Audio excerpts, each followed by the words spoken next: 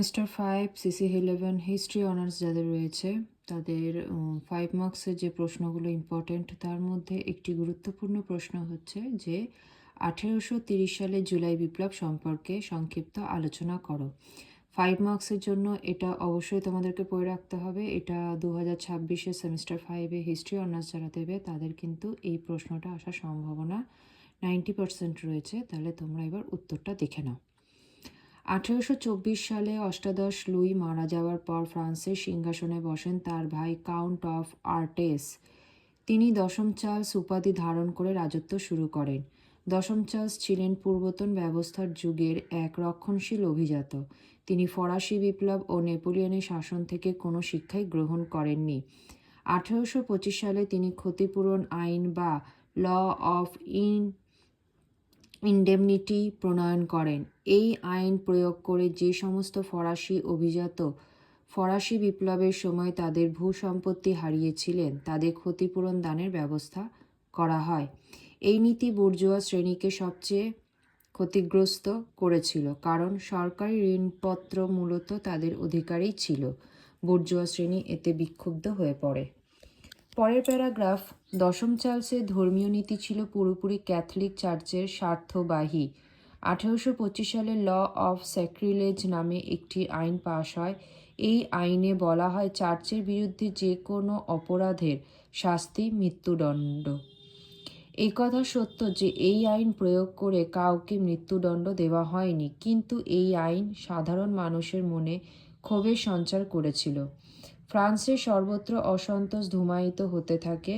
Napoleon প্রবর্তিত শিক্ষা ব্যবস্থার ওপর তীব্র আক্রমণ আনেন প্রধানমন্ত্রী ভিলিলে। নেপোলিয়নের কিছু প্রাক্তন সৈন্য একটি গুপ্ত সমিতি গঠন করেন। ইটালির গুপ্ত সমিতির অনুকরণে ফরাসিরা এই গুপ্ত সমিতির নাম দেয় কার্বোনারি। তারা দশম চার্লসকে সিংহাসনচ্যুত করার ষড়যন্ত্র পর্যন্ত করেছিলেন। নেক্সট প্যারাগ্রাফ, 1826 সালে ফ্রান্সে কৃষির ফলন ভালো হয়নি। তারই পরিণতি ছিল 1827 সালে তীব্র অর্থনৈতিক সংকট। ওই বছরই দশম চার্লস চেম্বার অফ ডেপুটিস ভেঙে দিয়ে নতুন নির্বাচনের আয়োজন করেন। রক্ষণশীল আল্ট্রারা সংসদে গরিষ্ঠতা হারালেন। পরিবর্তে সংসদে নরমপন্থী রাজতন্ত্রীরা বিপুল সংখ্যক আসন লাভ করেন।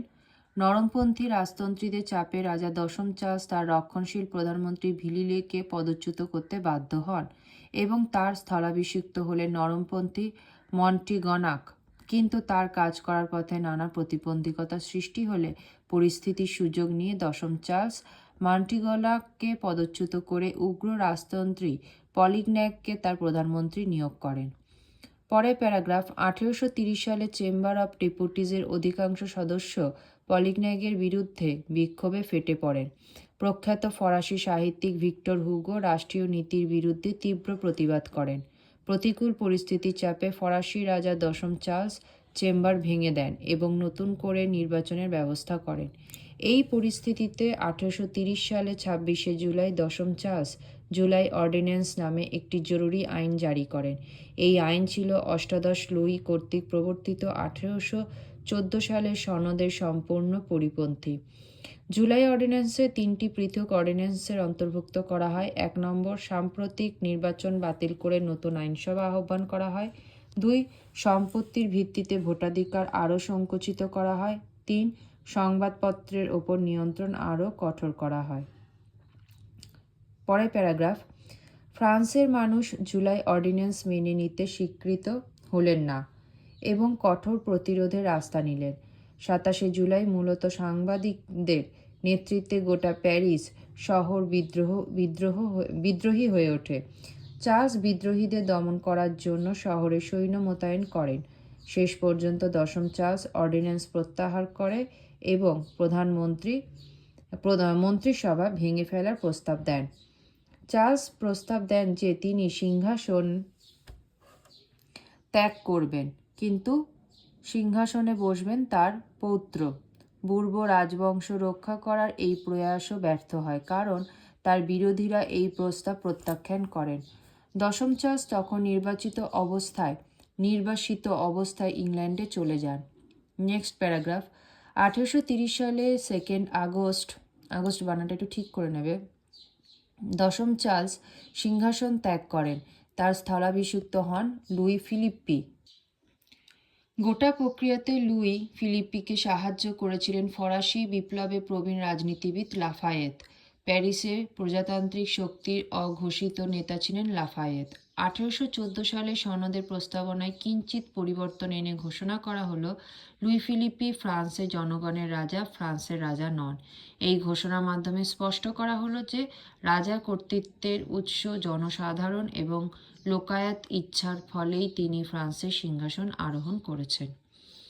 Last paragraph. 1830 সালে এই জুলাই বিপ্লবে রক্তপাতের কোনো ঘটনাই ঘটেনি। সে কারণেই ঐতিহাসিকরা এই বিপ্লবের সঙ্গে ইংল্যান্ডের 1688 সালের গৌরবময় বিপ্লবের তুলনা করেছেন।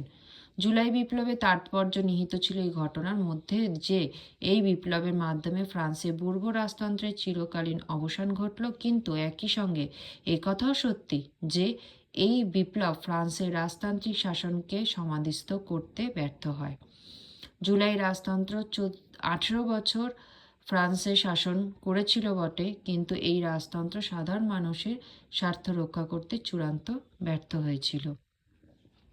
প্রশ্নের উত্তরটা তোমরা খাতায় নোট ডাউন করে তোমরা মুখস্থ করতে লাগো, কারণ এটা খুবই গুরুত্বপূর্ণ প্রশ্ন। ভিডিওটা যদি তোমাদের ভালো লেগে থাকে তাহলে অবশ্যই ভিডিওটা লাইক করে দিও এবং সাবস্ক্রাইব বাটনটি প্রেস করে দিও। পারলে বন্ধুদের মধ্যে চ্যানেলটিকে একটু শেয়ার করে দিও। তোমাদের যদি কোনো প্রশ্নের উত্তরের প্রয়োজন হয় তাহলে আমাকে অবশ্যই কমেন্ট বক্সে জানিও। আমি আমার চেষ্টা করব সেই প্রশ্নের উত্তরগুলো দেওয়ার, যাতে তোমাদের পরীক্ষার হলে গিয়ে প্রবলেম না হয়, বা তোমরা তোমাদের উত্তরগুলো যেগুলো খুবই গুরুত্বপূর্ণ সেগুলো যাতে পেয়ে যাও, তাহলে আমি সেই চেষ্টাটাই করব। সবাই ভালো করে পড়াশোনা করো।